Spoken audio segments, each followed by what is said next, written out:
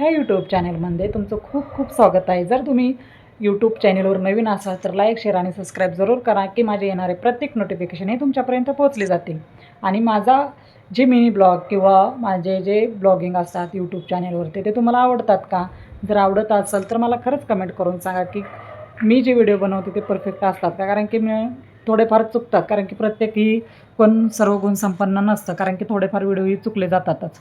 आपण काहीतरी प्रयत्न करत असून त्यात माझा एवढा बिझी शेड्यूल आहे की मी वेळात वेळ काढून व्हिडिओ बनवायचा प्रयत्न करत असते आणि ते प्रयत्न मी तुमच्यापर्यंत पोचवायचा प्रयत्न करत असते आणि मला जमल तेवढ्या वेळेत मी व्हिडिओ काढायचा प्रयत्न करते.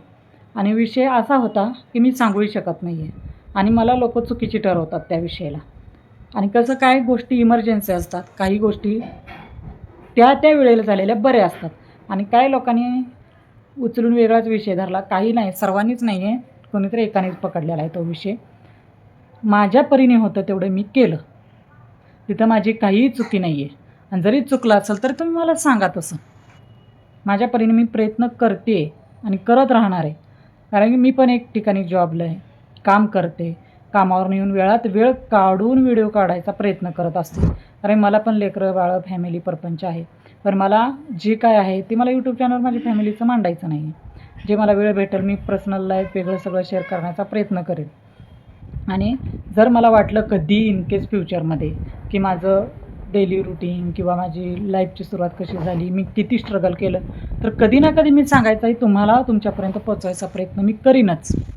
विषय हा होता करिश्माचा. करिश्माला इमर्जन्सी का सोडली? एका ताईने कमेंट केली की तुला जड झालती का ती, तू 2च दिवसात सोडली. मला सांगा, ज्यावेळेस ती परीक्षा, मुलाची परीक्षा होती त्यावेळेस ती माझ्याकडे आलती, त्यावेळेस ती आठवडाभर होती घरी माझ्याकडे. मग तेव्हा मला जड झाली नाही ना, आत्ता जड होणार आहे का ती मला? आणि विषय पण हे होता की तिची तब्येत खराब होती, लईच खराब होती. म्हणलं वातावरण चेंज होण्यासाठी मी आणली होती तिला. थोडं आलं की तिला आणि खरं बरं पण वाटलं, तिच्या चेहऱ्यावर तेज आलं, थोडी तरतरी आली तिच्यामध्ये. जी तिथं राहून मेंगळ्यासारखी तब्येत झोपून राहायची, खाणंपिणं करत नव्हती, जेवत नव्हती, खात नव्हती, म्हणून मी 2-3 दिवसासाठी तिला ये म्हटलं. आणि त्यात विषय हे पण होता की मला दुसऱ्या दिवशी इमर्जन्सी काम होतं आणि फारच इमर्जन्सी होतं की मी सकाळी 6ला घर सोडलेली, मी घरी 4 वाजता आली. मग तिचं जेवण स्वयंपाक कोण करणार होता? आणि तिला एवढं अशक्तपणा चक्कर आहे की ती उठूनही करू शकत नाही. तिच्या मिस्टरांनी तिच्यासाठी डब्बा लावला आहे.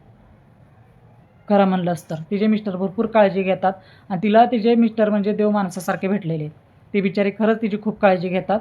पण मी त्यांना फोन करून सांगितलं की माझ्याकडे पाठवून द्या 2-3 दिवस तिला, की तिला बरं वाटेल. थोडं हवामान पण चेंज झालं आणि माणसात आली तर ती आजार पण थोडंफार तर विसरून जाईल, म्हणून मी तिला बोलवून घेतली माझ्याकडे. त्यात माझं काय चुकलं सांगा बरं? का मी तिथं प्रयत्न करायला मागे पडली? का मग मी प्रयत्न केले नाहीत? असं पण नाही आहे ना. माझ्या परीने प्रयत्न करता आले तेवढे मी केले, त्यात माझं काय चुकलं?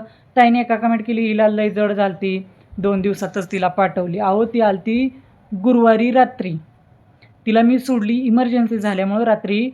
रविवारी काहीतरी आम्ही इथून निघालो 11 वाजता, मला रात्रीच्या यायला 2 वाजलेले आहेत घरी, 2. त्याचा व्हिडिओसुद्धा मी टाकलेला आहे की मला किती वाजले घरी यायला. विषय वेगळा होता जरा थोडा, की मी संडेला लवकर घरी येते कामावरून. मग घरी आल्यानंतर काहीतरी मी माझी सुट्टी झाली 11:30 वाजता 11:30 वाजता सुट्टी झाल्यानंतर मग मी घरी आले. मला घरी यायला 12 वाजल्या. आल्यावरती झोपलेली होती सगळी मुलं. मग मी उठवली सगळ्यांना. मयंकला, दादूला आंघोळ घातली, सगळं घर आवडलं. मी स्वतःही आंघोळ केली, फ्रेश झाली. हिला म्हणलं उठ जरा, चहा पाणी केलं आणि तिला खायला घातलं. पण तिने काय खाल्लेलं नाही, चहासुद्धा पिलेलं नाही, कारण की तिच्या पोटात काय जाईना. तिला चक्कर अशक्तपणा भरपूर यायला लागला आणि मला आल्यापासूनच म्हणायला लागली अगं तिथं मला दम भरल्यासारखं होतं आहे, दम भरल्यासारखं होतं आहे. म्हणलं तू थोडं काहीतरी खा, खाल्लं की तुला बरं वाटेल. मग तिने काय खाल्लं नाही, 2 बिस्किट पण नाही, नुसतं चहा पिली.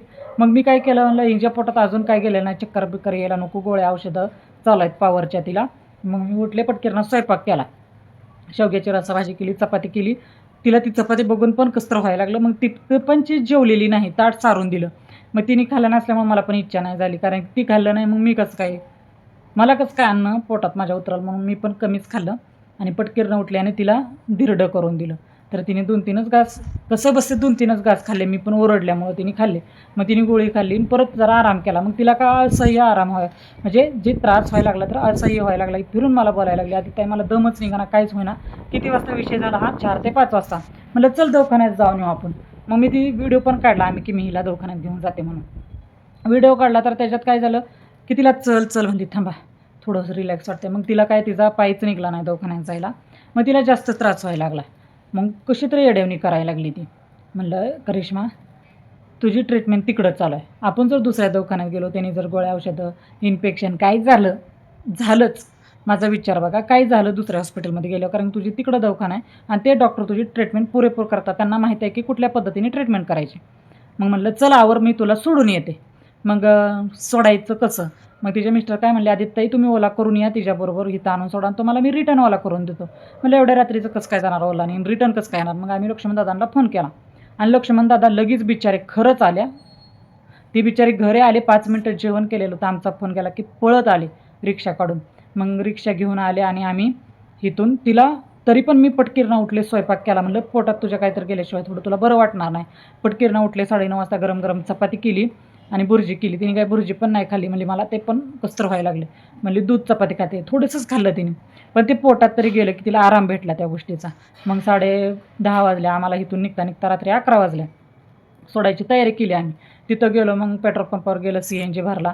तिथनं पुढं आम्हाला CNG भरायलाच साधारणपणे 12-12:30 तिथंच झाल्या. मग तिथून पुढं गेलो आम्ही तिला सोडायला तिच्या घरी. मला वाटतं 1 वाजली तिच्या घरी पोचायला आम्हाला. 1 वाजली. तिथं मग बोलणं चालणं झालं. ती म्हणली बरं वाटायला लागलं. तिच्या मिस्टरांचा चेहरा वेगळा, तिच्यावर आनंद आला तिच्या चेहऱ्यावरती. म्हणलं ठीक आहे बाय, तू सुखी आहेस ना, आणि तुझं लग्न झालं, मी काय माझ्या घरी तुला ठेवू शकत नाही आहे. बिगर लग्नाच्या असतं तर ते वेगळं गोष्ट होती, पण तुझं लग्न झालेलं आहे आता. त्यामुळे मला तिथं तिला सोडणं तिच्या नवऱ्यापाशी सुखरूप मला ते योग्य वाटलं आणि मी तो निर्णय घेतला. तिला जाऊन सोडून आली मी. मला घरी यायला 2 वाजले. तर एका ताईंनी कमेंट केली की हिला जड झाली. का हो, तिचं लग्न झाले, तिला मिस्टर आहेत. त्या बिचाऱ्याने आमच्याच सांगण्यावरून 2-3 दिवस आणून सोडली आणि मी काळजी पण घेतली तिची. आणि माझ्या तेवढी पण हिंमत आहे की तिचं काही जर झालं तर मी आणून सांभाळून तिला खाय पाय बरं करून तर सोडू शकते रिटर्न तिला तिच्या घरी. यात माझं काय चुकलं तुम्ही कमेंट करून नक्कीच सांगा, आणि मी चुकीचं काय विचार केला का ते पण कमेंट्स करून सांगा. तर व्हिडिओ मी इथं स्टॉप करते, कारण की माझं मन फार दुखवलं आहे कमेंट वाचून. तर तुम्हाला योग्य वाटलं तर असेल तर नक्कीच सांगा, आणि बघा काय ते विचार करून मला नक्कीच कमेंट करा. कारण मी चुकत असेल तर मी तुमचे 4 शब्द ऐकायला पण तयार आहे. आणि 4 शब्द ऐकले म्हणून माझं छोटा मोठा होत नाही, कारण की तुमचे निर्णय माझे निर्णय योग्य आहेत, म्हणूनच मी 1 पाऊल उचलते. तुम्ही पण मला काही वाईट सांगणार नाही आहे, ही मला गॅरंटी आहे. आणि माझं चुकत असेल तर तुम्ही जरूर सांगा.